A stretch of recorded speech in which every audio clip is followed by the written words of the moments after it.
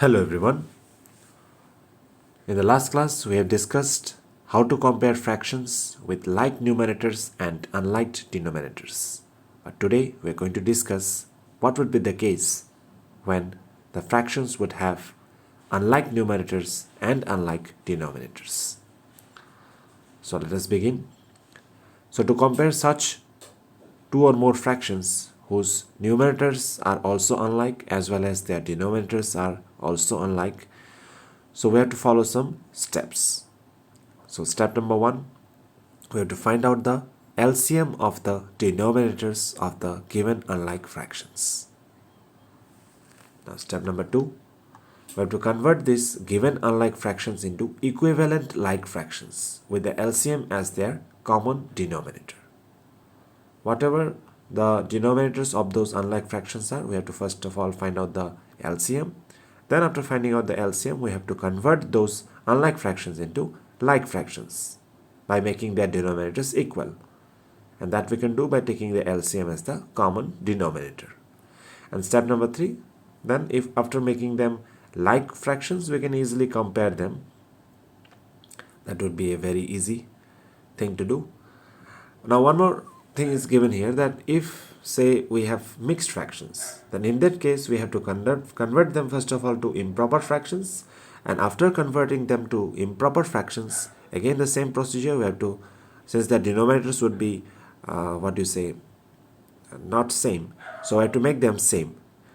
So in order to make them same, we have to take out the LCM of those fractions, improper fractions, and then the same process we have to make them into equivalent like fractions by taking their LCM as the common denominator.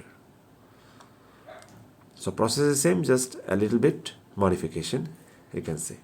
So let us see one example. Now let us compare 5 by 6 and 4 by 9. So both these numbers are what? These are proper fractions since their numerators are less than their denominators. But still they are unlike fractions because their denominators are not same. So in order to make them same, we have to take out the LCM first of all. So let us take the LCM of 6 and 9. Now the LCM of 6 and 9 is 18. Now we have to make them equivalent like fractions. So in order to make them equivalent like fractions, we have to take the LCM as the common denominator. So 18 is the common denominator for both the fractions. So I have to make this now 18. For that we have to multiply 6 with 3. Now whatever we multiply with the denominator, that same number we have to multiply with the numerator. So we get 15 here. Similarly, in the second fraction also, 4 by 9, we have to make the denominator 18, common denominator. So here also we have to multiply now 9 with 2. And whatever we have multiplied with the denominator, that is 2 here, we have to multiply the same number with the numerator. So we get 8. Now comparison is very simple, 15 by 18 and 8 by 18. Now both these fractions have become equivalent like fractions. Now for comparison, just we have to see whatever the numerator is. So obviously 15 is greater than 8. So this fraction 15 by 18 is greater than 8 by 18. Now what does actually 15 by 18 represent? It represents 5 by 6. And 8 by 18 represents 4 by 9. So 5 by 6 is greater than 4 by 9. Clear?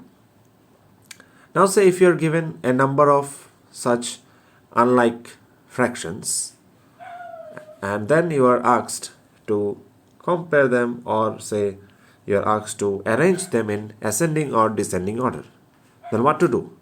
In this case also you have to do the same process. You have to first of all find out the LCM of those fractions denominators. Then we have to convert them into equivalent like fractions.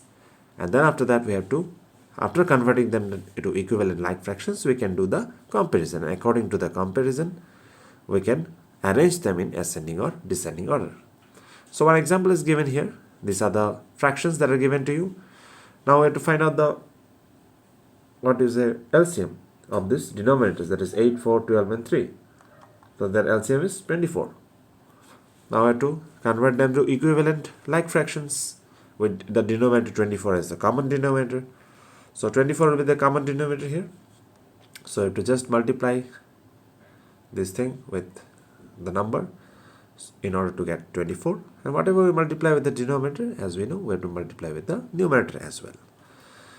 So in this process we find out the numbers which are greater and which are less, and whatever these fractions, equivalent like fractions represent, that fraction will put it here, and then we can do the comparison.